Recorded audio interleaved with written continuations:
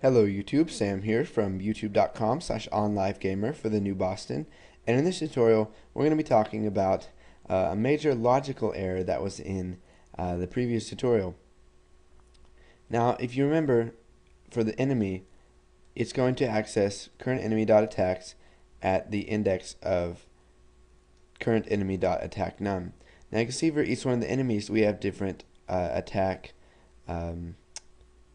arrays. So we got zombie attacks, we've got villain attacks, and other stuff. So what we need to do is make all of these just attacks. Now you can see that we're going to get an error because we already have attacks in our enemy class. Now we can easily fix this. So since each of our villains only has 3 attacks, we can create public read-only attacks with 3 indexes as a string.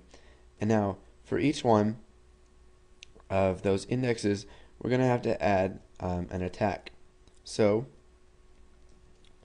attacks at index of 0 is going to be equal to eat brains.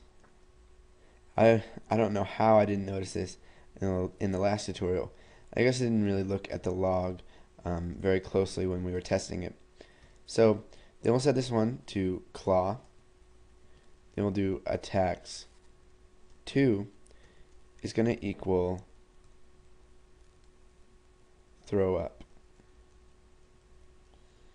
Okay, so now that we have the indexes in our attacks, what we need to do is make that for each one of the classes. I'll pause and come back once that's finished. Okay, so now that that has finished, you can see that I've got the I've added the items to the array in zombies, dragon, and villain VB. So now we can come into form1.vb, and let's see here, we got attacks and then attack num and then attack damage. And you can see that we made attack damage in the same way that we did attacks. Now let's come back here to enemy, and we'll just take this out to make sure that nothing bad happens. So we got public overridable sub attack and then user health. So what we can do is we can just get rid of all of this. Because we have overridden this sub in each and every single one of our other classes that inherit from enemy, this doesn't have to have anything in it. It's just there so that we can use it. So let's say, for example, we have current enemy of type enemy. We wouldn't be able to call current enemy.attack if it wasn't declared in enemy. And because it's overridable and we've overridden it in every single one of the classes, all we have to do is just leave an empty sub in here. So it's there for us to use, but it's already overwritten. So let's go ahead and run this, and hopefully we won't get any errors. And let's see here. We've got event logger. We'll go ahead and shrink it down a little bit so we can attack. And it says anchor throw. You can see that zombie has used claw. Punch, claw, anchor throw, eat brains for 10 damage. Anchor throw, eat brains for another 10 damage. Punch, claw for 5. Claw for 5. Anchor throw for 15. Another claw once again. We got eat brains, kick.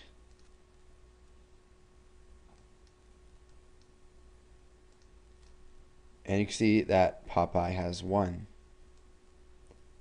So let's go ahead and close out of this. And we will close out of that right there. Let's just go ahead and make sure that everything works fine. So you can see that we didn't get any throw ups here. So let's see what went wrong. We need to make this with a max value of 3, so that it will generate 0, 1, or 2. Now let's just make sure we've done that in each one of these classes.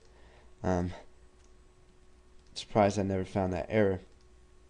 But we'll go into zombies fixed, and we need to fix villain here.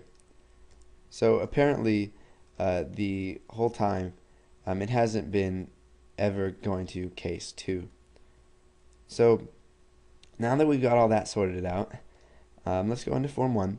Now I know I might get some comments from people not liking that I'm getting errors and that I have to fix them. But other people, especially people from my channel that I've watched, they say that I like it when I find errors and teach you guys ways to fix them and how you can incorporate that in your own programs.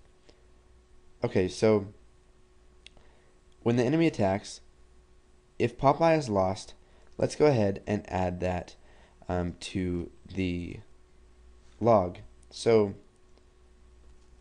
new log dot add event, and we just want to say Popeye has lost. And just to make this more noticeable, we'll go ahead and do new log dot add event, and then we'll just separate this from the rest of the stuff that is in this log. So we'll copy this one more time, and you can see that it's going to say Popeye is lost, and it's going to separate it from the rest. So we'll do that once again for button attack, and let's go ahead, add that right there, and then new log dot add event, and then we'll add Popeye has won, and then we'll add this right here. So let's go ahead and run this. You can see that here is our form 1 and our event logger. So let's go ahead and spawn a zombie. So go ahead and click attack. It says use anchor throw, and then the zombie threw up on me for 2 damage. We can attack again, anchor throw one more time, and you can see that it's logging everything that's happening. Let's wait for Popeye to win here. You can see it says Popeye has won, and then down here it adds an event to our log that says Popeye has won. So go ahead and close out of that. Let's go ahead and fix these logic errors that we have. And then once you've done that and put all that code in, if you have any comments, leave them in the comment section. And if not, go ahead and move on to the next tutorial.